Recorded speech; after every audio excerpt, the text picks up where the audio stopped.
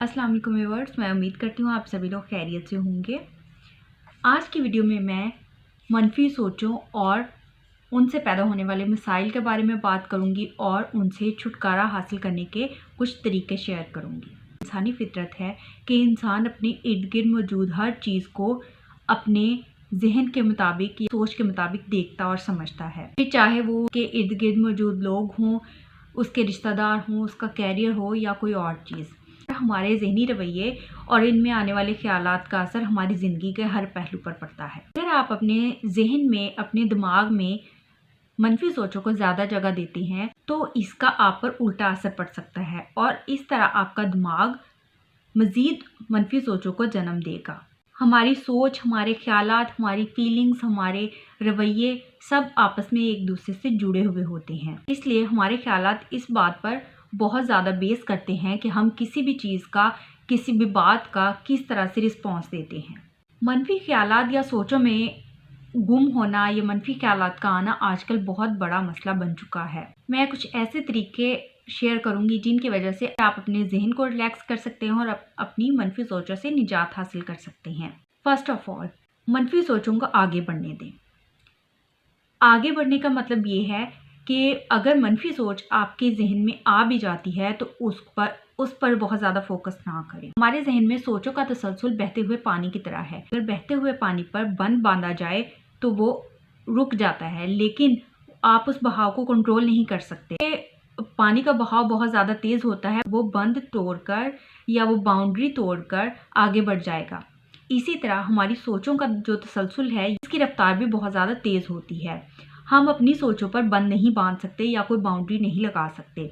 इसलिए कोशिश करें कि आपके जहन में कोई सोच आती है, कोई ख्याल आता है तो उस पर बंद ना बांधें, पर तवज्जो ना दें। इस तरह वो मनफी ख्याल आपके जहन से ख़त्म हो जाएगा। नंबर 2, मनफी ख्यालात को तस्लीम करें। आपको पता होना चाहिए कि आपके जहन में कोई ख्याल आया है, कोई सोच आई है तो वो पॉजिटिव है या नेगेटिव। उनको देखें, उनको तस्लीम करें। इससे आपको उनसे निजात हासिल करने में बहुत हेल्प मिलेगी। नंबर 3, अपने इर्द गिर्द के माहौल को तब्दील करें। जब तक आप अपने इर्द गिर्द के माहौल को चेंज नहीं करेंगे, आप अपनी मनफी सोचों से, अपनी नेगेटिव थॉट से निजात हासिल नहीं कर सकते।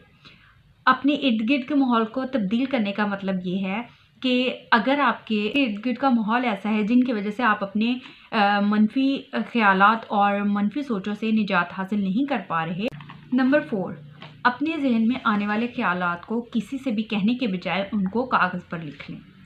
अगर आप अपने मनफी ख्यालात या सोचों का इजहार किसी दूसरे पर्सन से करेंगे तो हो सकता है वो बुरा मना जाए या वो आपसे लड़ाई झगड़ा करें। इसलिए कोशिश करें कि आपके जहन में आने वाली जो मनफी सोचें और ख्यालात हैं उनको एक डायरी पर या एक कागज़ पर लिख लें। इस तरह से आपको रियलाइजेशन भी होगी कि आपकी ये सोचें और ख्यालात जो हैं ये मनफी हैं या मुस्बत हैं। 5, अपने सोशल सर्कल में मौजूद लोग तब्दील करें। वो लोग चेंज करें, उन लोगों से अवॉइड करें जो आपको नेगेटिव रिस्पॉन्स देते हैं। बाज़ औक़ात हमारे सोशल सर्कल में मौजूद कुछ लोग ऐसे होते हैं जो बहुत ज़्यादा टॉक्सिक होते हैं, जिनकी वजह से हम रिलैक्स नहीं हो पाते।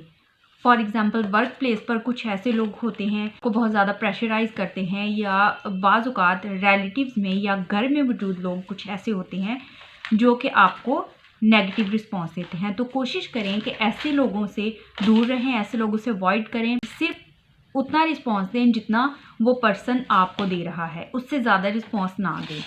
कोशिश करें कि अगर आप उनको चेंज नहीं कर सकते, लोगों के साथ रहना आपकी मजबूरी है, आप उनको चेंज नहीं कर सकते, तो कोशिश करें उनके साथ एडजस्ट करें और सिर्फ अपने कामों पर तवज्जो दें, खुद को बिजी रखें, उनको ज़्यादा रिस्पॉन्स ना दें। नंबर 6, एक्सरसाइज करें। जब तक आप खुद को बिजी नहीं रखेंगे आपका माइंड भी रिलैक्स नहीं होगा। जितना ज़्यादा आप खुद को बिजी रखेंगे ज़्यादा आप नेगेटिव थॉट से बच सकेंगे।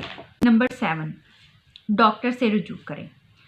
अगर इन सारी टिप्स और कोशिशों के बावजूद आप अपने नेगेटिव थॉट से निजात हासिल नहीं कर पा रहे, एट द एंड आपको साइकोलॉजिस्ट से रुजू करना चाहिए। मैं उम्मीद करती हूँ आपको आज की वीडियो अच्छी लगी होगी।